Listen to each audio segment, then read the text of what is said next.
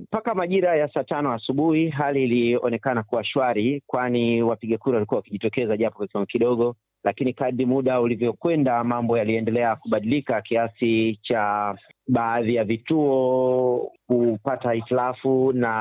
waandamanaji wakawa wamejitokeza katika baadhi ya barabara, ikiwa ni pamoja na barabara kuu ya Morogoro, ambayo hii ni barabara ambayo inatoka katikati mwa jiji la Dar es Salaam kuelekea katika mikoa ya nyanda za juu kusini,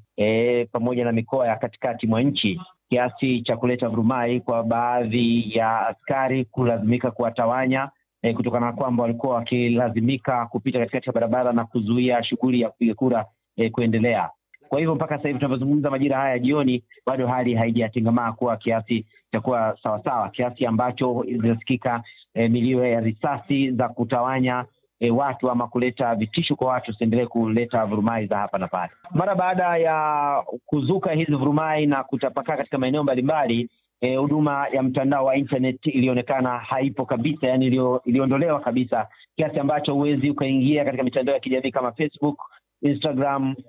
X zamani Twitter, yote hiyo. Ingawaje X tokea zamani miezi 3-4 iliyopita ilikuwa tayari imeshazimwa. Kwa hivyo huduma za internet mpaka majira haya ya jioni hakuna kabisa, huwezi kupata access ya kutuma chochote, iwe kupitia barua pepe ama kuingia katika mitandao ya kijamii.